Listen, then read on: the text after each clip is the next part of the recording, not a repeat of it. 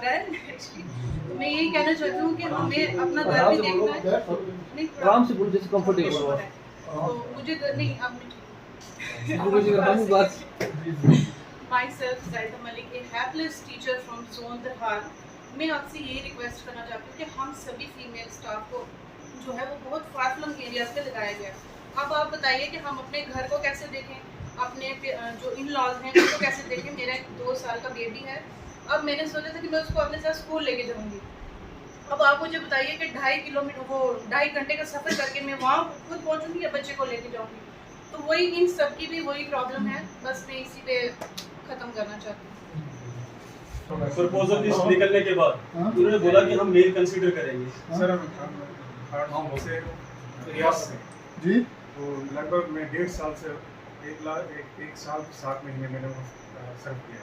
और जबकि पॉलिसी है 1 साल के अंदर किस जगह? जोन 5। तो अब जब टेन्योर हमारा हुआ फरवरी में, हमें ये 1 मार्च में हमने भरा इसको ऑनलाइन फॉर्म। हमें उम्मीद थी कि हमारी ट्रांसफर हो जाएगी। तो जब मैं कंसीडर लिस्ट में ही नहीं इन्होंने डाला तो मैं यहाँ से अपने साथ पहले अपने साहब के पास गए, तो वो मार्क करवा के हमने मैन को दिया। यहाँ हमें क्यों नहीं कंसीडर किया जब पॉलिसी हो रही है कि 1 साल के अंदर हम लोगों ने आपको ट्रांसफ़र करना है। जब गए थे हमें हमसे ये वादा किया गया था कि 1 साल के बाद हमको वापस लाया जाएगा होम जोन। तो फिर हम वहाँ से डायरेक्टर सर के पास गए, तो डायरेक्टर साहब ने बड़ी कमल से सुना हमें। तो हमने जो लिस्ट बना के दी उनको 10 बंदों की रिप्रेजेंटेशन दी। उसमें से उन्होंने 7 आदमी उठा ली, ऊपर वाले 3 आदमी जो है हमें छोड़ दिया गया। एक बंदा जो तो मेरा भी जो है वो इन्होंने कंसिडर किया, तो मेरे 2 साथी हैं उनको भी नहीं कंसिडर किया।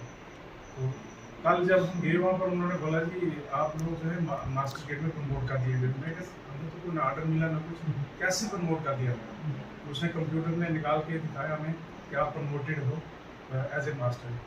तो फिर हमने लिस्ट को जब वेरीफाई किया, हमारे 2007 के बैच के लोगों को 340 की लिस्ट उन्होंने ऐसे मांगी थी एक बार। तो लगभग 2 साल के बाद तो पिछली लिस्ट ली गई है मास्टर गेट की, उनको एडजस्ट किया इन्होंने। हम क्या तो वो रखेंगे इस 2 साल या साल लिस्ट नहीं, हम फिर हार्ड जोन में ही काम करते रहेंगे जब इन्होंने वहाँ पर लिख दिया कि प्रमोटेड मास्टर गेट आपको। तो यहाँ पे तो सर बुरा हाल, जो ट्रांसफर पॉलिसी बनाई थी उसका टोटल बुरा हाल कर दिया गया। हार्ड जोन वाले को और हार्डेस्ट में भेज दिया गया और सॉफ्ट वाले को सॉफ्ट में ही रखा गया।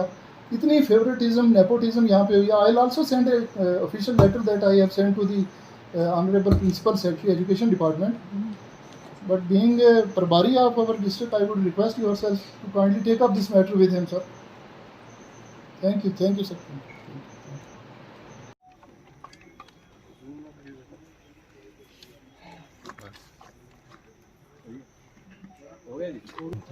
नसीम साहब, आज टीचर्स एसोसिएशन के जो लोग जिनकी ट्रांसफ़र्स हुई हैं गुज़िश्ता रोज़, वो आज आपसे मिलने के लिए आए हैं, क्या कहेंगे इस मौके पर आप? जनाब, आप ये जानते हैं कि पिछले कोई 2 साल से या 3 साल से डिपार्टमेंट ऑफ स्कूल एजुकेशन की तरफ से एक नई ट्रांसफ़र पॉलिसी के बारे में लोगों को मुतारफ़ कराया गया और टीचर्स की जो बेशुमार प्रॉब्लम थी उनको मद्देनज़र रखते हुए एक नई पॉलिसी, जिसको एनुअल ट्रांसफ़र ड्राइव का नाम दिया गया, वो ट्रांसफ़र पॉलिसी एक बार बनी, दूसरी बार बनी, फिर जो हालिया इस वक्त प्रिंसिपल सेक्रेटरी साहब हैं उन्होंने उसको दोबारा कुछ अमेंडमेंट करके आखिरकार लागू करने की कोशिश की, जिसमें मतवातर हमें पिछले 2 साल से के अरसा से ये बताया जा रहा है। मुझे खुद, क्योंकि मैंने खुद कई बार विज़िट किया प्रिंसिपल सेक्रेटरी साहब के ऑफ़िस में भी और डायरेक्टर साहब के पास भी टेक अप किया मैटर, तो हमें बार बार ये बताया जा रहा था कि इस पॉलिसी को बड़ा फेयर और ट्रांसपेरेंट बनाया गया है। ऑनलाइन पोर्टल पे ये इसको रखा गया है, ऑनलाइन ही एप्लीकेशंस ली जाएंगी और जोनेशन क्रिएट की गई। हालांकि जोन भी जो थे वो गलत क्रिएट किए गए थे।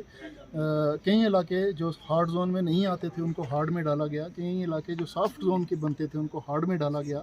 और हम समझते हैं कि जोनेशन इसलिए भी गलत थी क्योंकि जोनेशन एज़ पर रेजिडेंस होनी चाहिए थी और ना कि as per municipal limits of जो डिस्ट्रिक्ट होनी चाहिए थी।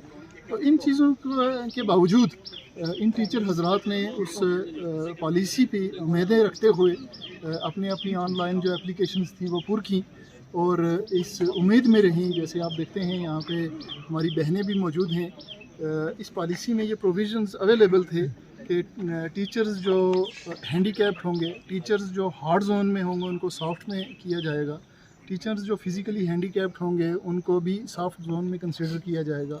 लेडीज़ को अपने घर के नज़दीक रखा जाएगा क्योंकि उनको अपनी फैमिली का भी संभालना पड़ता है। और जो सॉफ्ट जोन में पहले से काम कर रहे हैं उनको हार्ड जोन में ट्रांसफ़र किया जाएगा।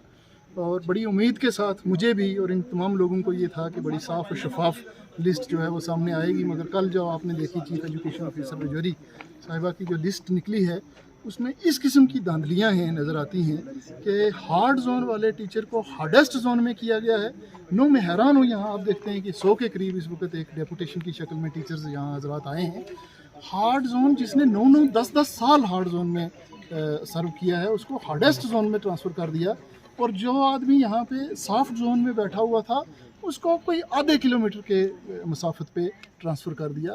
तो ये धज्जियाँ उड़ा दी यहाँ पे चीफ़ एजुकेशन ऑफिसर रजौरी ने इस ट्रांसफ़र पॉलिसी की, और फेवरेटिज़म, नेपोटिज़म और करप्ट प्रैक्टिसेस की वजह से जो उन्होंने ये इस किस्म की लिस्ट निकाली है, इसको हम टोटली कंडेम करते हैं। अक्रॉस ऑल पार्टी लाइंस आप देख रहे हैं कल से सब लोग इसको कंडेम कर रहे हैं।